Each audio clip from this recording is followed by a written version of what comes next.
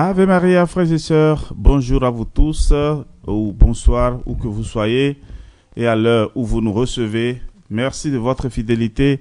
C'est votre fidélité qui nous donne la force de nous retrouver chaque jour pour vous parler des histoires bibliques. Alors, dans la dernière édition, nous avons parlé de Gédéon. Oui, Gédéon accomplit sa première mission avec succès. La foule venue l'attaquer retourne toute honteuse grâce aux paroles de sagesse que Dieu a inspirées à Joach. Ils réalisent tous que Baal est un faux Dieu car il est incapable de se défendre. Alors, quels sont les faux dieux que tu connais? Y a-t-il des gens de ton entourage qui les adorent? Point d'interrogation. Chers amis, bienvenue à bord de ce Boeing 791 Contes et légendes. Votre serviteur, le Père Jean-Raphaël Marie Tornucci, je vous retrouve encore aujourd'hui pour continuer notre parcours biblique. Aujourd'hui, nous allons parler de la victoire de Gédéon sur les Madianites. Et si le temps le permet, nous parlerons aussi de la fin de la vie de Gédéon. Alors, on y va et nous sommes déjà dans l'espace. Serrez vos ceintures et asseyez-vous confortablement. Alors, frères et sœurs, tous les Madianites, les Amalécites et les fils de l'Orient campent dans la plaine de Israël. L'Esprit de Dieu descend sur Gédéon. Il sonne de la trompette et toute sa famille se rassemble autour de lui. Il envoie des messagers dans les tribus de Manassé et d'Azer, de Zabulon et de Nephtali. Toutes ces tribus font bloc derrière lui. Gédéon dit à Dieu, « Si c'est vraiment par moi que tu veux délivrer Israël, comme tu me l'as annoncé, je te prie de me donner un signe. Je viens d'étendre une toison de laine sur l'air. S'il y a de la rosée seulement sur la toison et que le sol reste sec, alors je serai rassuré. » Gédéon constate que Dieu a répondu à sa demande, mais il a encore des doutes. Il demande un deuxième signe que Dieu réalise.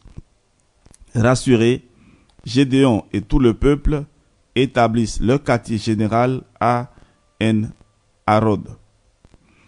Dieu dit à Gédéon, « Le peuple est trop nombreux pour que je vous livre Madian. » Israël pourrait penser que c'est par ses propres forces qu'il a remporté la victoire. Finalement, sur l'ordre de Dieu, ceux qui ont peur retournent chez eux et après le test de la rivière, ce sont les 300 hommes qui ont bu l'eau avec leurs mains à leur bouche que Gédéon part au combat. Cette nuit-là, Dieu dit à Gédéon, « Descends au camp de Madian et écoute ce qu'ils disent. Tu auras la confirmation et cela te donnera plus de courage. » Gédéon obéit et constate que les Madianites et leurs alliés sont aussi nombreux que des sauterelles, avec de très nombreux chameaux, comme le sable qui est au bord de la mer.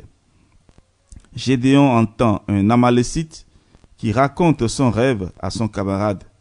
Son camarade interprète son rêve et lui dit, « Cela signifie que Dieu a livré notre peuple entre les mains de Gédéon. » Confiant, Gédéon retourne au camp d'Israël et lance cet appel au peuple. « Debout, car Dieu a livré les Madianites et leurs alliés entre nos mains. » Gédéon divise alors ses hommes en 3 groupes. Vers le milieu de la nuit, Gédéon et les 100 premiers hommes qui sont avec lui sonnent de la trompette et brisent les cruches qu'ils ont à main. Aussitôt, les 2 autres groupes font de même et tous se mettent à crier, « Épée pour Dieu et pour Gédéon !» Dieu crée la confusion dans le camp des Madianites qui se tuent entre eux. Tous s'enfuient et les Israélites qui s'étaient retournés se rassemblent pour les poursuivre. Gédéon envoie dans toute la montagne d'Éphraïm des messagers leur dire, « Descendez à la rencontre de Madian et occupez avant eux les points d'eau. » tous les gens d'Éphraïm occupent les pointes d'eau jusqu'à Beth-Bara et le Jourdain. Ils font prisonniers les 2 chefs de Madian, Oreb et Zéeb, avant de les livrer à la mort. Et oui, frères et sœurs, c'est ainsi que Josué a défendu les Israélites de la main des Madianites. Et nous devons savoir ceci, que Dieu ne choisit pas les forts, mais il rend forts ceux qu'il choisit. Avec une poignée de combattants, Gédéon bat les Madianites qui ont pourtant une puissante armée. Alors, frères et sœurs, rassurez-vous, si le Seigneur vous a confié une mission, sachez que il utilisera même tes faiblesses et tes défauts pour accomplir sa mission.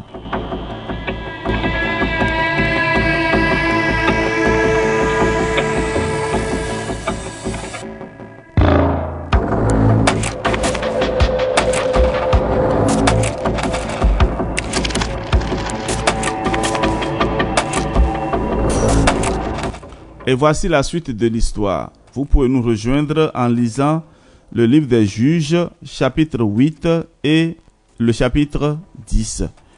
Alors, ayant appris ce qui s'est passé, les autres membres de la tribu d'Éphraïm sont en colère contre Gédéon. Ils l'interrogent. « Pourquoi es-tu allé combattre les Madianites sans nous ?» Gédéon leur répond. « Qu'ai-je fait de si grave ? La tribu d'Éphraïm ne vaut-elle pas mieux qu'Abiézer, ma famille ? N'est-ce pas vrai que nous vous avons valablement représentés ? Disons plutôt merci à Dieu qui nous a livré les chefs de Madian. » Sur ces paroles, leur colère contre Gédéon s'apaise. D'un commun accord, les Israélites disent à Gédéon, « Règne sur nous, puisque tu nous as sauvés de la main de Madian. Et il en sera de même pour tes descendants. » Mais Gédéon leur répond, « Ni moi, ni mes descendants ne régneront sur vous. C'est Dieu qui restera votre roi. J'ai quelque chose à vous demander. Que chacun de vous me donne un anneau d'or de son butin de guerre. » Ils lui répondent, « Nous te les donnerons volontiers. » Avec l'or qu'il reçoit, Gédéon fabrique un éphod qu'il place dans sa ville, à Ophra, que tout Israël finit par adorer. Gédéon a au total 70 fils qu'il a eus avec différentes femmes. L'une, originaire de la ville de Sichem, lui donne un fils auquel il donne le nom d'Abimélec. Gédéon meurt après une heureuse vieillesse et on l'enterre dans le tombeau de Joach, son père, à Ophra. Le pays vit dans la paix pendant 40 ans jusqu'à la mort de Gédéon. Après la mort de Gédéon, son fils Abimélec élimine ses 70 frères, à l'exception de Yotam qui s'était caché et parvient à exercer le pouvoir de juge sur Israël pendant 3 ans. Mais Dieu fait retomber sur Abimélec et sur les gens de Sichem toute leur méchanceté. Oh là là. Tola, fils de Poua, fils de Dodo, de la tribu d'Issachar, succède à Abimélec. Il juge Israël pendant 23 ans. Yahi de Galad succède à Tola et règne pendant 22 ans. Voilà, frères et sœurs, ce que nous pouvons dire et avec les juges. Et avec l'aide de Dieu, Gédéon a délivré Israël de la main des Madianites et a permis au pays de vivre en paix. Mais ce n'est pas tout. Il commet une grave erreur en fabriquant un éphod en or qui devient un objet d'adoration. Pour cette raison, sa succession est assurée par un voyou sanguinaire. Alors je vais vous poser une question. Pourquoi faut-il refuser d'adorer des objets fabriqués par les êtres humains? Pourquoi faut-il refuser d'adorer des objets fabriqués par les êtres humains? Réponse dans les commentaires. Frères et sœurs, soyez bénis et que Dieu notre Père, dans sa miséricorde, vous donne la joie de sa présence. Au nom du Père et du Fils et du Saint-Esprit. Amen. On se retrouve demain.